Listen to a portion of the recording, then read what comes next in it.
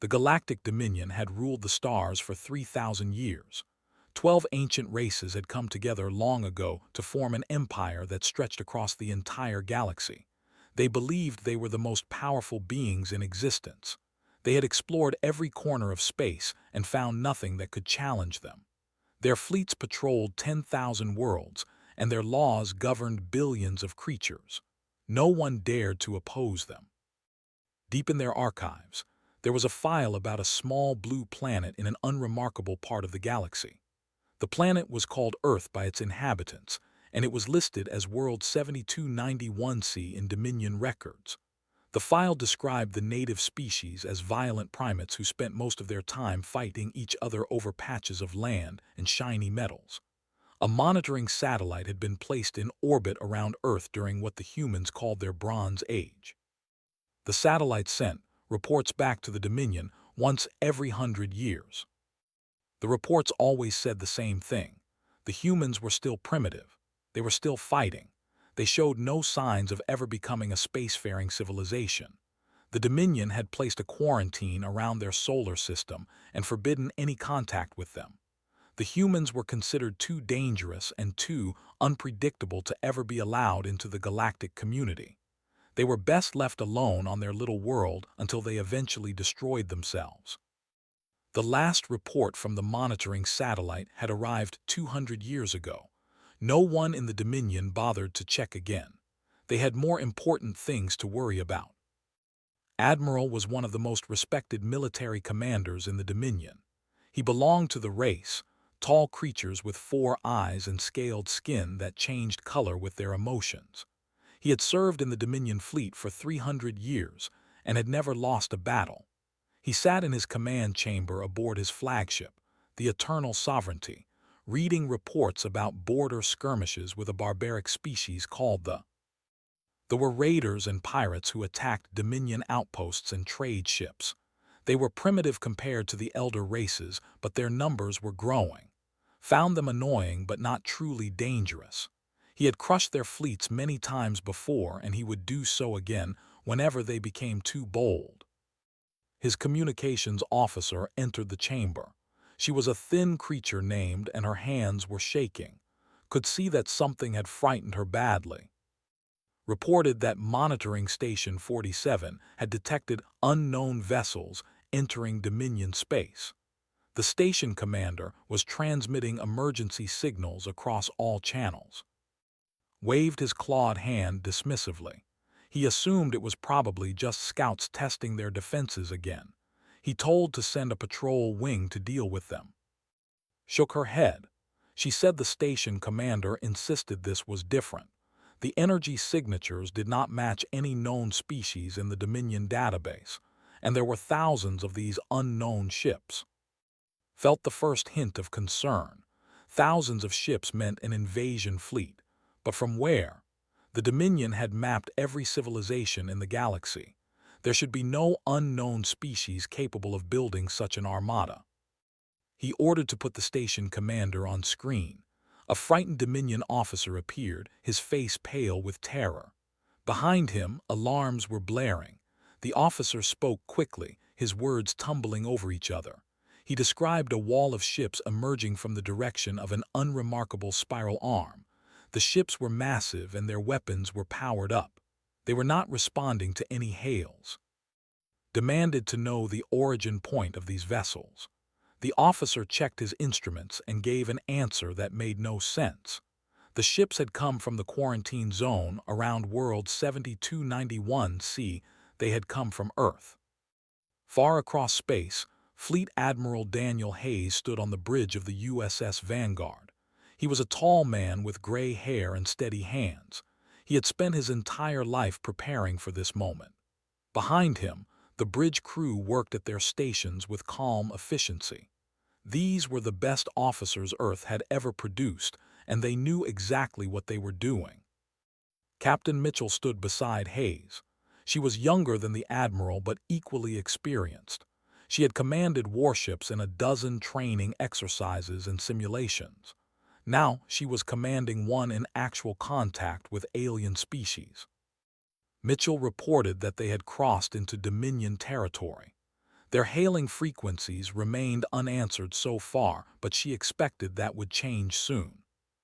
Hayes nodded and looked at the main display screen.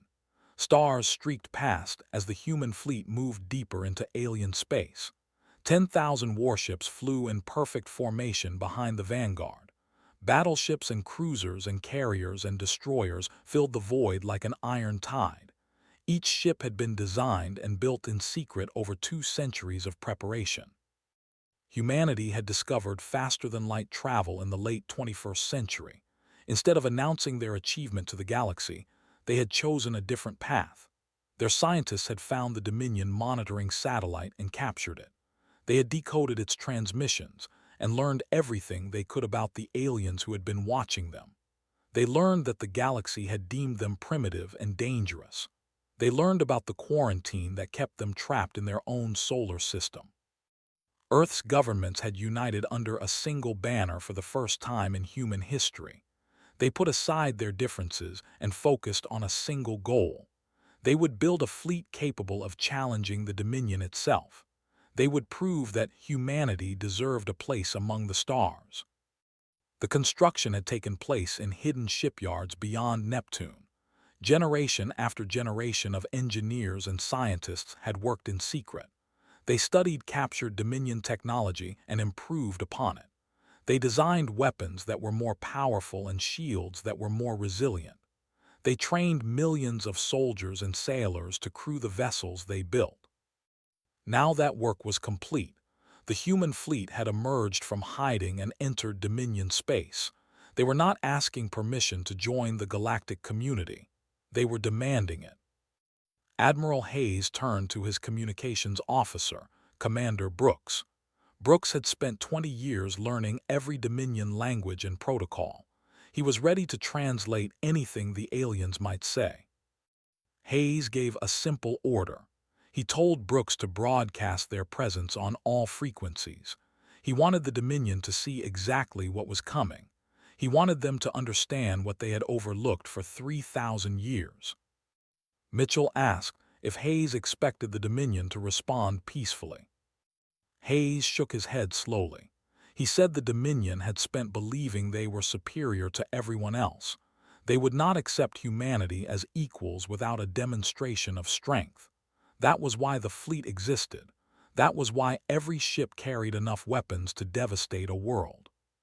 The first Dominion response came minutes later, a formal challenge demanding identification and intentions. Brooks translated it for the bridge crew. Hayes smiled without warmth. He told Brooks to send a reply. He wanted the Dominion to know that Earth's children had finally arrived, and they intended to take their rightful place among the stars. Anyone who tried to stop them would regret it. The message was sent. The galaxy was about to change forever.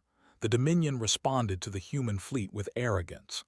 High Chancellor, the supreme leader of the 12 elder races, refused to believe that a quarantined species could pose any real threat. He had ruled the Dominion for 5 centuries and had seen many primitive civilizations try to challenge his authority. All of them had been crushed. Sent a delegation fleet of 50 warships to intercept the intruders. He chose Ambassador Veeler to lead the mission. Veeler was a diplomat known throughout the galaxy for his condescending manner and sharp tongue. He had negotiated the surrender of dozens of rebellious worlds, and he expected this mission to be no different.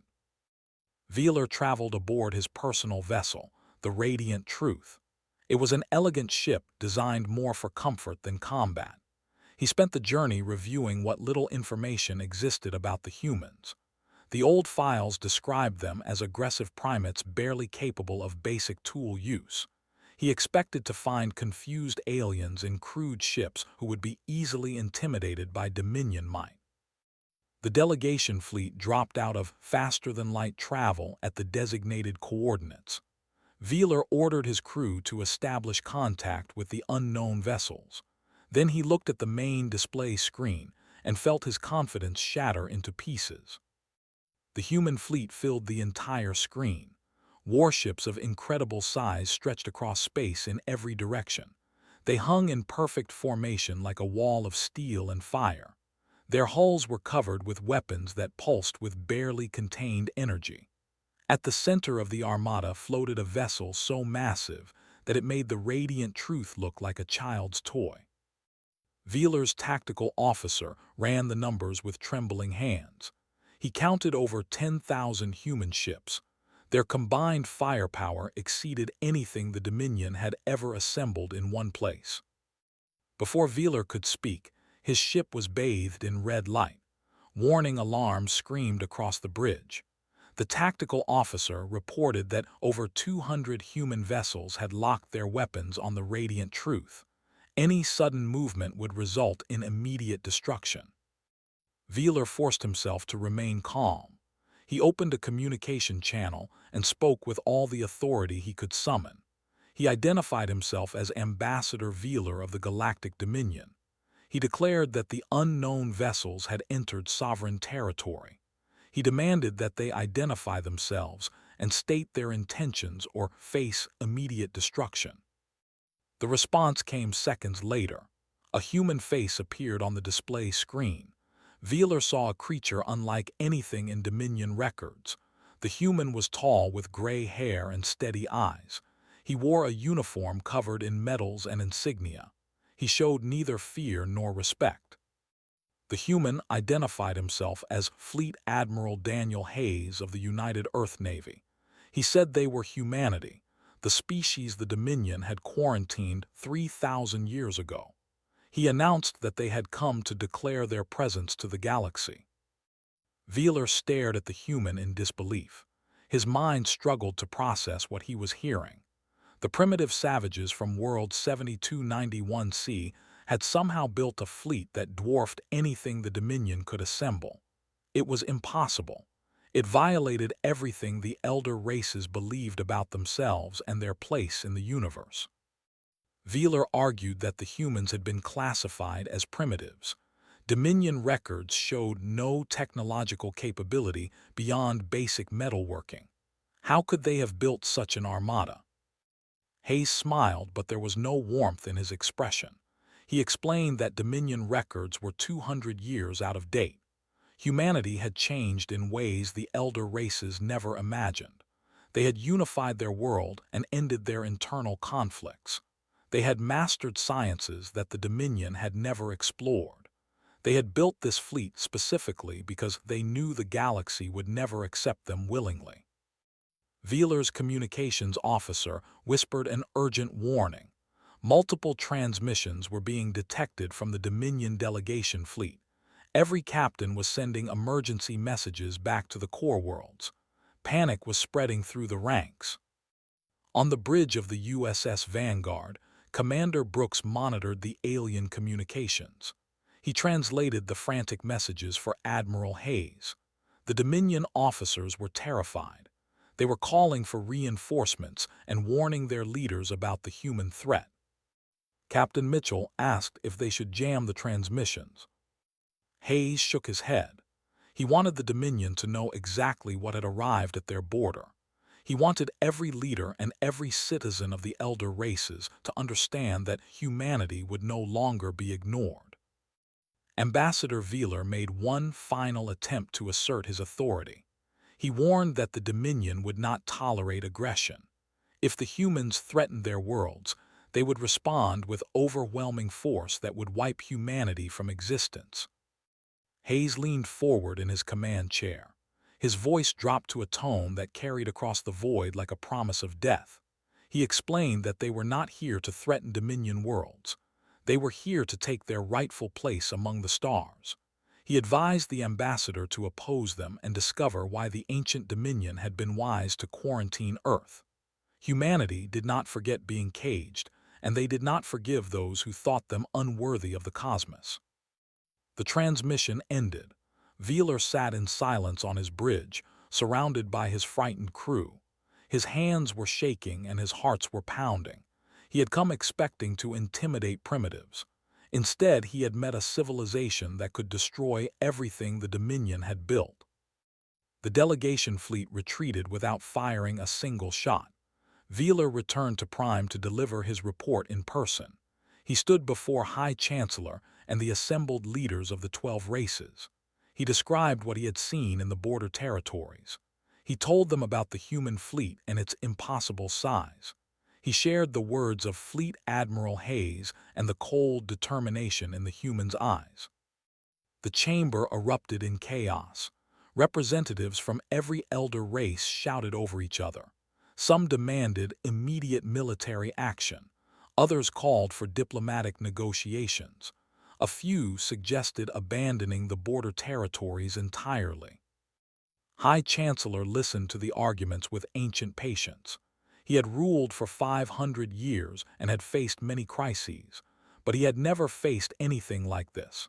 A species they had dismissed as savages had emerged from nowhere to challenge their supremacy. The comfortable certainties of 3,000 years were crumbling around him. Raised his hand for silence. The chamber fell quiet. Every eye turned to the High Chancellor as he considered the impossible situation before him. The Dominion had two choices. They could negotiate with the humans and accept them as equals, or they could fight and risk losing everything their ancestors had built. Made his decision. He ordered Admiral to assemble the combined fleet of all 12 races. They would meet the human armada in battle and prove that the Dominion remained the supreme power in the galaxy. It was a decision that would change the fate of every species in existence. News of the human fleet spread through the Dominion like a plague. Every world and every species heard the stories. A civilization that had been dismissed as primitive savages had somehow built an armada that rivaled the combined might of the 12 elder races. Fear gripped the galaxy in a way it had not experienced for 3,000 years. High Chancellor worked to maintain order as panic threatened to tear the Dominion apart. Emergency councils convened on every major world. Military leaders argued with diplomats. Scientists struggled to explain how the humans had advanced so quickly. Religious figures declared that the end times had arrived. The Grand Assembly met on Prime to debate the crisis. Representatives from all 12 elder races gathered in the Chamber of Unity. The massive hall had witnessed countless historic decisions over the. Now it would witness one more. General and of the Malachite Confederacy demanded immediate military action. He declared that the humans were still primitives regardless of their ships. They had been building mud huts when his ancestors conquered star systems. The Dominion simply needed to crush them before they grew any bolder. Minister of the Republic disagreed. He reminded the Assembly that Ambassador Veeler had reported 10,000 human warships with weapons that matched or exceeded Dominion technology. This was not a primitive species stumbling into space. This was a civilization that had evolved in secret specifically to challenge the elder races. Admiral stepped forward to address the Assembly. His scales had turned a determined shade of crimson. He had spent 3 centuries winning battles for the Dominion, and he refused to believe that any species could defeat him. He requested command of the combined fleet. He promised to meet the humans in battle and teach them the price of their arrogance. High Chancellor asked what would happen if failed. The Admiral's 4 eyes narrowed with absolute confidence. He declared that failure was impossible. The Dominion had crushed every enemy it had ever faced. Rebellious colonies had been brought to heel. Rival empires had been conquered or destroyed. Barbarian hordes had been scattered to the cosmic winds. The humans would be no different. Considered the Admiral's words carefully. He knew that military defeat would mean the end of the Dominion as they knew it. But he also knew that showing weakness would encourage the humans to demand more and more. The elder races had ruled through strength for 3. They could not abandon that principle now. The High Chancellor gave his approval. Admiral would command the largest military force the Dominion had ever assembled. Every race would contribute their finest warships. They would meet the human fleet and demonstrate that the galaxy still belonged to the elder races. 3 weeks passed as the combined fleet gathered near the border territories. Ships arrived from every corner of Dominion space. Dreadnoughts joined cruisers. Malachite carriers flew alongside vessels from races whose names humans had never heard. 8,000 warships formed a battle line that stretched across thousands of kilometers of space. Admiral commanded from the bridge of the Eternal Sovereignty. He reviewed his forces with satisfaction. The combined fleet represented the combined military heritage of 12 ancient civilizations. Their technology had been refined over thousands of years. Their crews had trained their entire lives for war. No enemy had ever withstood such power. Across the void, the human fleet waited in silence. They had not advanced since the meeting with Ambassador Velar. They simply held their position and watched as the Dominion gathered its strength. Fleet Admiral Daniel Hayes stood on the bridge of the USS Vanguard. Captain Mitchell reported on enemy fleet movements. Chief Strategist Amy analyzed Dominion tactics and formations. Weapons Commander confirmed that all human vessels were ready for battle. Hayes studied the tactical display with calm focus. He had expected the Dominion to respond with force. Their entire civilization was built on the assumption of superiority. They could not accept humanity as equals without first trying to prove that the old hierarchy still held. The coming battle was unavoidable. Presented her analysis of the enemy fleet. The Dominion had brought everything they could spare from their border defenses. 8,000 ships crewed by millions of soldiers. It was the largest military force they had assembled in over 1,000 years. Hayes asked how their numbers compared to the human fleet.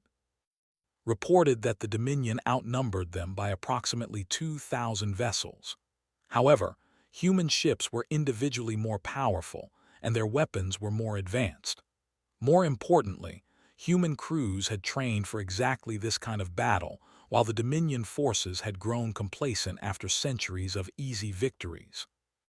Added that every human weapon system was fully operational, had been loaded with armor-piercing rounds. Missile batteries stood ready. Energy lances hummed with power. The human fleet was a weapon forged over 2 centuries, and it was about to prove its worth. Hayes opened a communication channel to the entire human fleet. His voice reached every ship and every sailor across the Armada. He spoke simply and directly as he had always done. He reminded them of why they were there. For 200 years, humanity had prepared in secret. They knew this moment would come. The galaxy had believed them primitive and unworthy. The elder races had caged them in their own solar system and expected them to die forgotten. Hayes told his people that today they would prove the galaxy wrong.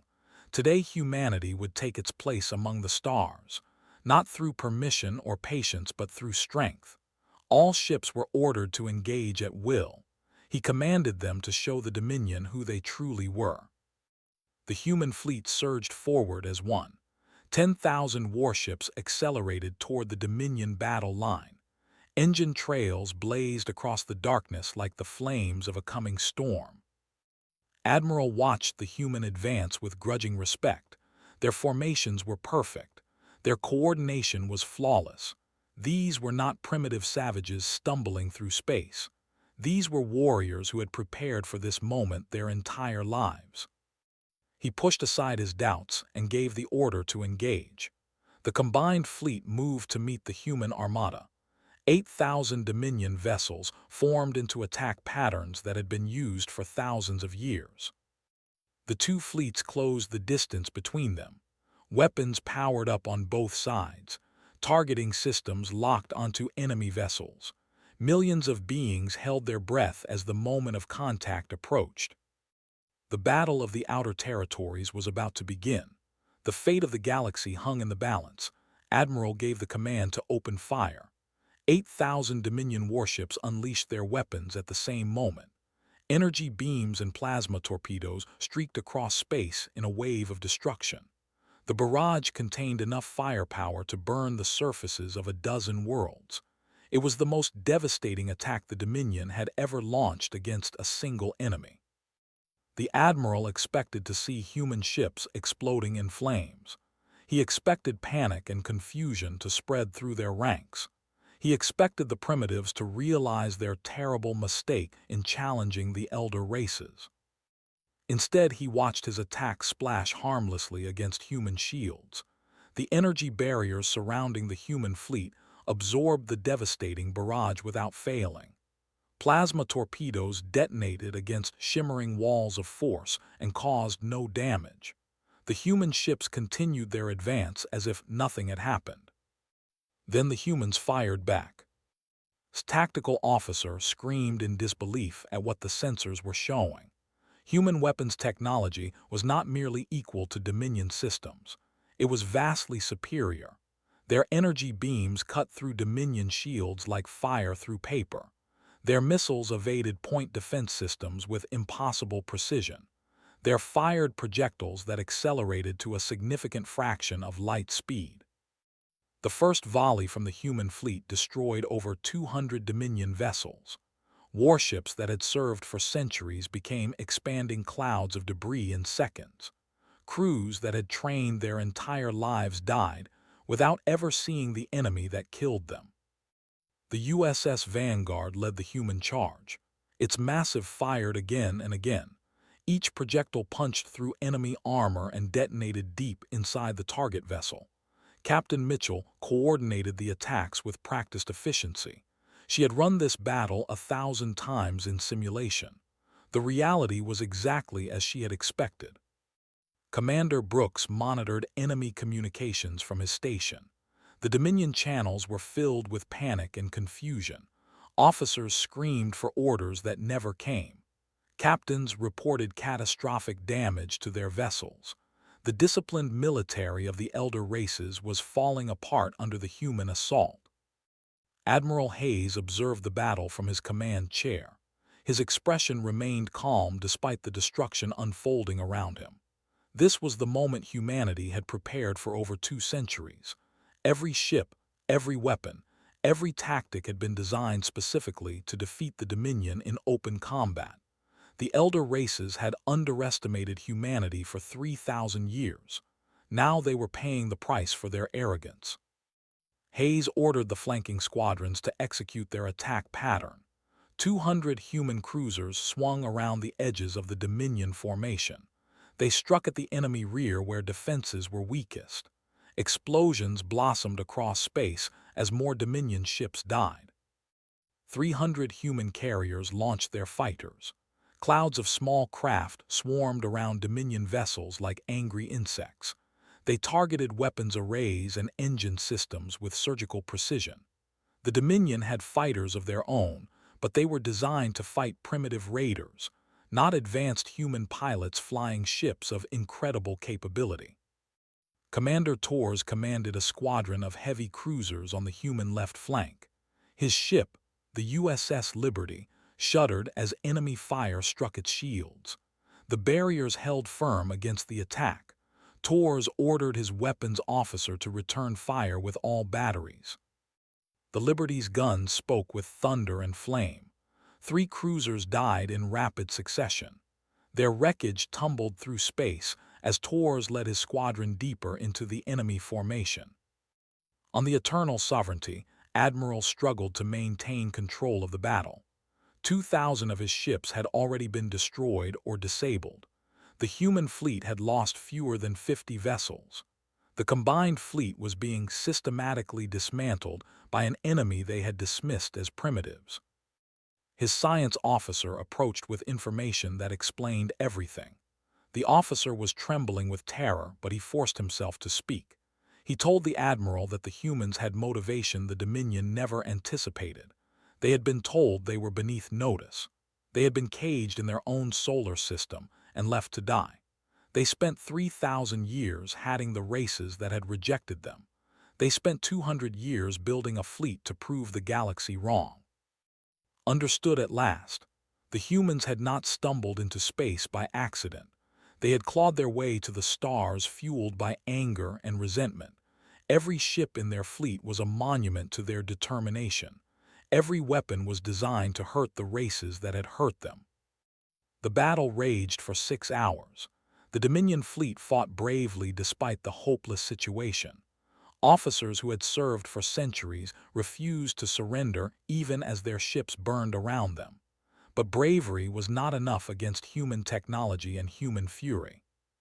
When the fighting finally ended, the Dominion fleet had been shattered. 4,000 ships had been destroyed. 3,000 more had been captured or disabled. Only a handful escaped to carry word of the disaster back to the core worlds. Admiral was among those captured.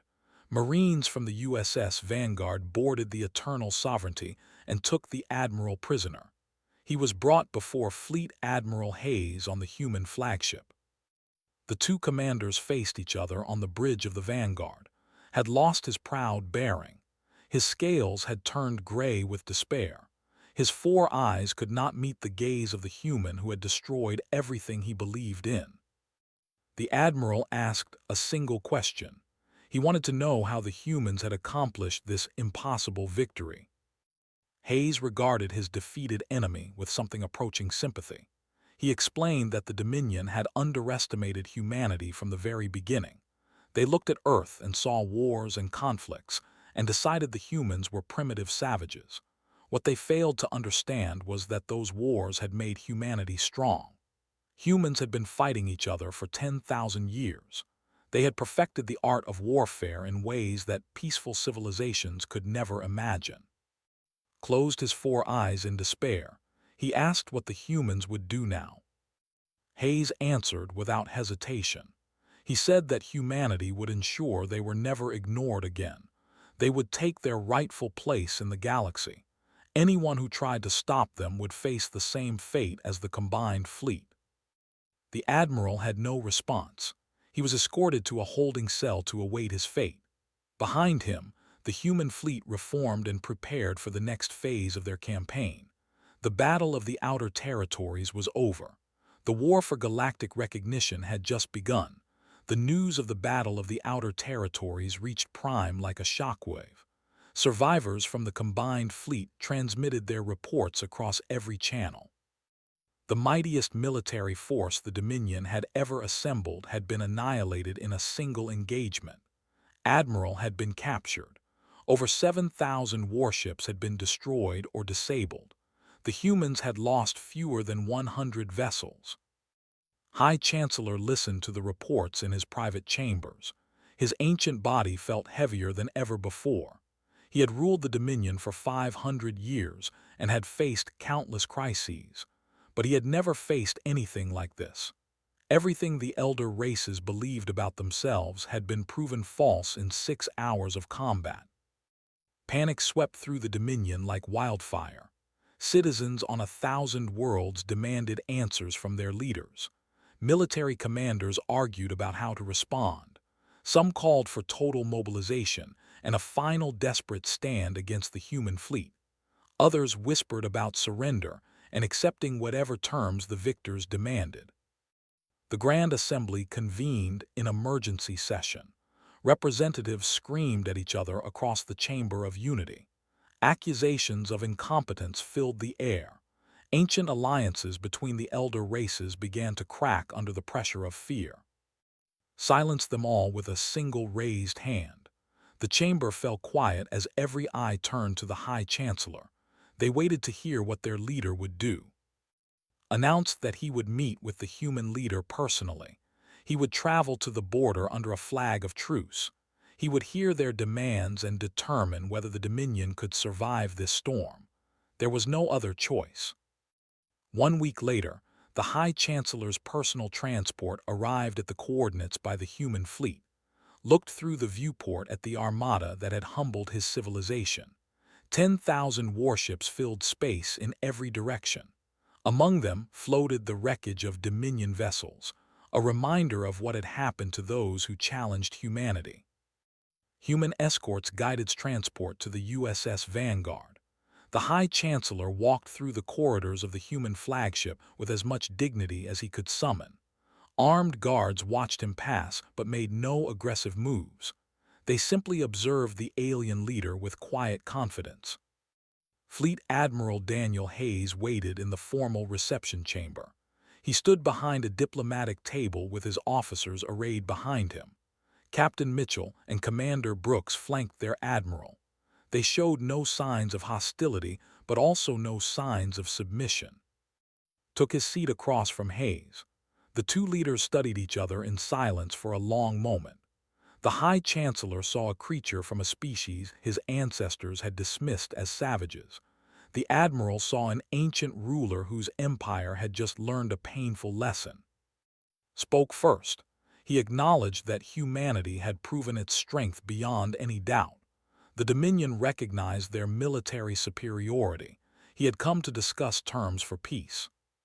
Hayes nodded slowly. He appreciated the High Chancellor's willingness to negotiate, but he wanted to be clear about what humanity actually sought. They did not want to destroy the Dominion. They did not want to rule alien worlds or enslave other species. That had never been their goal. Asked what the humans did want. Hayes answered simply. They wanted recognition. They wanted humanity to be acknowledged as an equal member of the galactic community. They wanted the quarantine lifted and their worlds open to trade and diplomacy. They wanted their voice heard in galactic affairs. They wanted what should have been theirs 3,000 years ago before the Dominion decided they were too primitive to matter. The High Chancellor considered these demands carefully. He had expected the humans to demand territory or tribute or the dissolution of the Dominion itself. Instead, they asked only for equality. It was remarkably moderate for a species that could have demanded the entire galaxy. Asked what would happen if the Dominion refused these terms. Hayes leaned forward slightly. His expression hardened. He explained that the human fleet would remain on Dominion borders indefinitely. Every ship the elder races built would be matched by 3 human vessels. Every system they colonized would find human settlements nearby. The Dominion would never know peace or security until they accepted that humanity had earned its place among the stars. Silence filled the chamber. Understood that he had no real choice. The Dominion could fight and lose everything, or they could accept humanity as equals and preserve what remained of their civilization. The High Chancellor made his decision. He declared that the Dominion accepted the human terms. Humanity would be recognized as a sovereign power with full diplomatic rights. The quarantine was lifted immediately. Humans were welcome among the stars. Hayes extended his hand across the table. It was a human gesture of agreement that had never seen before. The High Chancellor hesitated for a moment before reaching out to clasp the offered hand. Hayes added one final thought. He asked to carry a message back to the Council of Elder Races. Humanity did not forget those who wronged them, but they were willing to forgive those who acknowledged their mistakes. If the Dominion worked with humanity, they could build something greater than either civilization could achieve alone. But if anyone tried to oppose them, they should remember what happened to the combined fleet. Returned to Prime and delivered the human message to the Grand Assembly. Some representatives protested the terms. Others wept with relief that the crisis was over. But all of them understood that the galaxy had changed forever. 6 months later, the first human ambassadors arrived on Prime. They walked through streets where aliens of a dozen species stopped to stare. These creatures from the quarantined world had emerged from obscurity to reshape the entire galaxy. The elder races watched them with a mixture of fear and respect. On Earth, celebrations erupted across every continent. Humanity had achieved what generations had dreamed of. They had forced the galaxy to recognize their worth, not through patience or diplomacy, but through the strength they had forged over 2 centuries of preparation. Fleet Admiral Daniel Hayes retired from active duty 1 year after the peace treaty was signed. He returned to Earth and spent his remaining years watching as human ships traveled to distant stars. Human colonies spread across worlds that had once been forbidden. Human voices joined the conversations of 1,000 civilizations. Captain Mitchell assumed command of the USS Vanguard. She continued to patrol the borders as a reminder that humanity stood ready to defend its place among the stars. The human fleet remained vigilant even in times of peace. Throughout the galaxy, a new saying spread among the elder races. It was whispered in council chambers and trading posts and military academies. It served as a warning to anyone who might consider challenging the newcomers from the small blue world. Never underestimate the humans. They remember being caged, and they never forgive those who try to keep them there. The arrival of Earth's human had made the entire galaxy tremble. Nothing would ever be the same again.